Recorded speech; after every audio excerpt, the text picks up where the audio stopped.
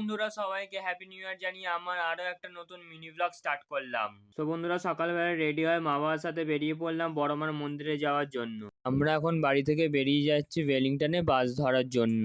10 minute পর বাস চলে আসে। এবার আমরা ট্রেন ধরার জন্য চলে যাব শিয়ালদা স্টেশনে।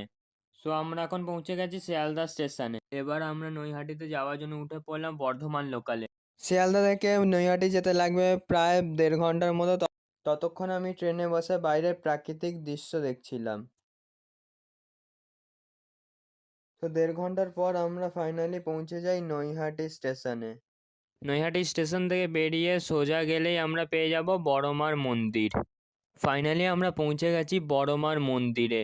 গিয়ে দেখি আমরা বড়মার কাছে পুজো দেওয়ার জন্য প্রচুর ভিড় হয়েছে। তো ফাইনালি আমরা মন্দিরের ভেতরে চলে এসেছি, কিন্তু মন্দিরের ভেতরে এসে দেখি মানুষের একটা লম্বা লাইন। এরকম 8টা গেট করা আছে, আর একটা গেট পেরোতে পারলেই আমরা বড়মার গর্ভগৃহে যেতে পারবো। ফাইনালি বন্ধুরা, আমরা বড়মার দর্শন পাই।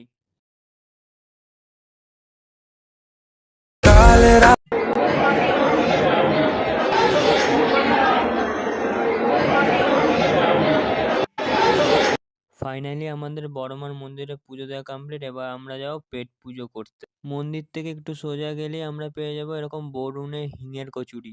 পেট পুজো করে এবার চলে এসেছি আমরা নৈহাটি স্টেশনে বাড়িতে যাওয়ার জন্য। ফাইনালি আমরা পৌঁছে গেছিলাম শিয়ালদা স্টেশনে। সেখান দিয়ে আসার পথে চলে গেছিলাম কোলে মার্কেটে এবং সেখান দিয়ে বাজার করে নিয়ে আসতে। সো বাড়িতে ফিরে ফ্রেশ ট্রেশ হয়ে আবার বেরিয়ে পড়লাম পড়তে যাওয়ার উদ্দেশ্যে। পড়ে আবার ব্যাক করছি।